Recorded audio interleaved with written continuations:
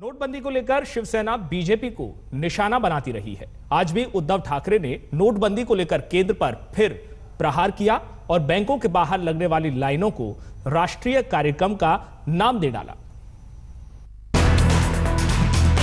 नोटबंदी को लेकर शिवसेना के बीजेपी पर हमले जारी है। शिवसेना प्रमुख उद्धव ठाकरे ने गुरुवार को बैंकों के सामने लग रही लाइनों को राष्ट्रीय कार्यक्रम बताते हुए केंद्र की खिंचाई की। लगे हाथ उद्धव ने ये भी पूछ डाला कि क्या केंद्र किसानों को इनकम टैक्स के दायरे में लाना चाहता है।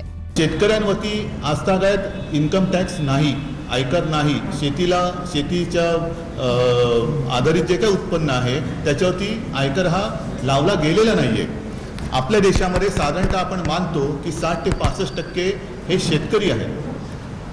जर शेतकऱ्यांना इन्कम टॅक्स तुम्ही लावलेला नसाल तर आता नोटाबंदीच्या निमित्ताने त्यांना त्यांच्या बँकांच्या खात्यामध्ये अनेकांची खाती सुद्धा नव्हती, त्यांना खाती उघडायला लावली। मग ती जनधन असेल आणखीन काही असेल त्या खात्यांमध्ये पैसा भरायला लावला, त्यांच्याकडच्या नोटा त्यांना तिकडे जमा करायला लावल्या आणि जमा केल्यानंतर त्याच्यावरती जर का तुम्ही बंधन आणणार असाल तर मग सरकारने जर धाडस असेल सरकारमध्ये तर पुढे येऊन सांगावं की यापुढे आम्ही शेतकऱ्यांना सुद्धा इन्कम टॅक्स लावू। मुळात ज्यांना तुम्ही इन्कम टॅक्सच लावलेला नव्हता त्यांच्याकडे काळा पांढरा पैसा हा काही विषयच नव्हता। त्यांच्या पैशाला त्यांचा पैसा का तुम्ही रंगवत बसलात, त्यांचा पैसा का तुम्ही अडकवलेला आहात, या प्रश्नाला कोणीच उत्तर देत नाहीये।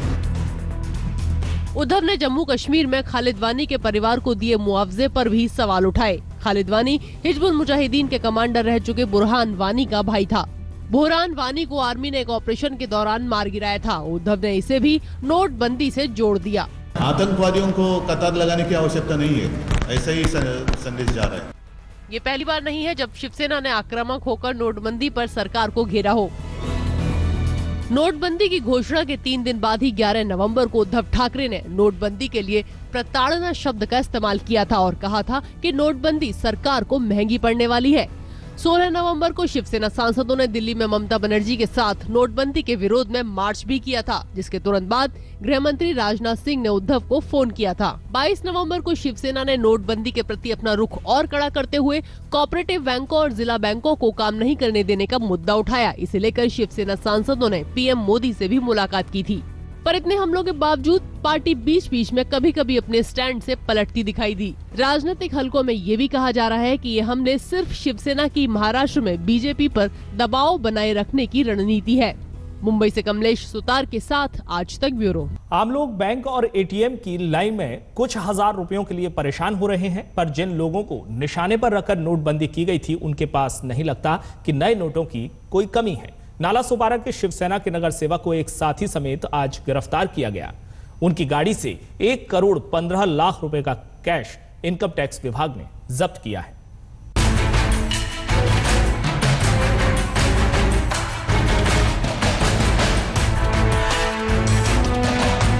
ये गाड़ी वसई विरार के शिवसेना के नगर सेवक धनंजय गावड़े की है। इनकम टैक्स अधिकारियों को खबर मिली कि इस गाड़ी में पैसा रखकर नोट बदली के लिए ले जाया जा रहा है। खबर सही थी, छापा पड़ा तो गावड़े की गाड़ी में से 1 करोड़ 15 लाख रुपए का कैश निकला, जिसमें से 47 लाख रुपए नई करेंसी में है। इसके बाद गावड़े के दफ्तर पर भी छापा मारा गया तो वहां भी कैश भरा हुआ था, जिसकी गिनती की जा रही है। गावड़े वसई विरार महापालिका में शिवसेना के नेता भी हैं। हाल ही में उन्होंने एक बीएमसी अधिकारी को घूस लेते पकड़वाया था। धनंजय गावड़े ने 2015 के चुनाव में अपनी 11 करोड़ रुपए की संपत्ति घोषित की थी। उनके ऊपर काफी आपराधिक मामले भी हैं।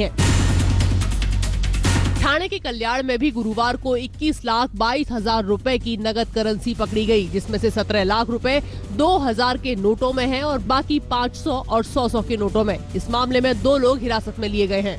उनकी जो एक्टिवा गाड़ी थी दोनों की, तो गाड़ियों में से कुछ न्यू करेंसी बरामद हुई है। टोटल 21,22,000 की करेंसी बरामद हुई है। उनके पास से कुछ बैंक के चेकबुक्स भी, कुछ 10 के करीब चेकबुक्स भी बरामद हुए। इस सब की छानबीन जारी है। इनकम टैक्स डिपार्टमेंट को भी इत्तला कर दी है। मुंबई के तिलक नगर में इस गाड़ी से 10 करोड़ 10 लाख रुपए का कैश पुलिस ने बरामद किया है, जिसमें 10 करोड़ रुपए पुरानी करेंसी में और 10 लाख रुपए नए 2-2 हजार के नोटों में है। शुरुआती जानकारी में ये cash Vaidyanathan urban cooperative bank limited का बताया जा रहा है। एक कोऑपरेटिव बैंक की ये रकम है और घाटकोपर ब्रांच से बैंक के मैनेजर्स, उनका एक क्लर्क और एक सिपाही ये रकम एक कार में पुणे में उनकी जो दूसरी ब्रांच है पिंपरी चिंचवड़ में वहाँ वो लेके जा रहे थे।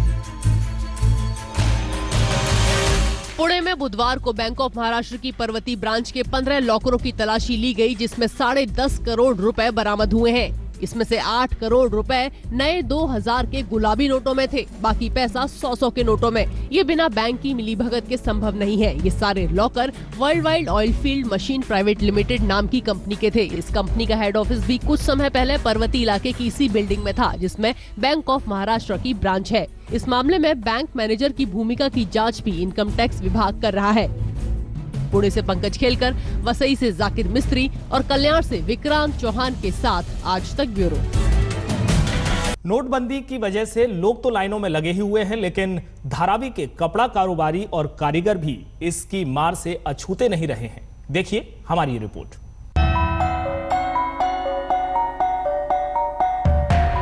सड़सठ साल के मकबूल अहमद 25 साल से धारावी में शर्ट बनाते हैं। इनकी बनाई शर्ट साउथ अमेरिका में एक्सपोर्ट होती हैं। कुछ दिन पहले इनके पास 15 कारीगर हुआ करते थे, पर अब आधे रह गए हैं। मकबूल कारीगरों को दिन के 300 से 350 रुपए देते थे, लेकिन नोटबंदी के बाद ये संभव नहीं हो रहा था। पिछले 8 तारीख से जो ये हुआ, तो 8 तारीख के बीच में अभी तक हमने एक बार उनको पैसा दिया। कहीं डर लगता है कि आगे ऐसा रहा तो मुश्किलें और बढ़ सकती है? हाँ, वैसा रहा तो परेशानी तो होगी ही। होगा क्या, मतलब काम बंद हो जाएगा और क्या, यही होगा, नहीं कर पाएंगे काम। मकबूल की 2 दुकानें छोड़कर एक चमड़े का वर्कशॉप है। यहाँ पहले 21 मजदूर हुआ करते थे, जो दिन की एक शिफ्ट में 50 से 60 चमड़े की बेल्ट बनाते थे।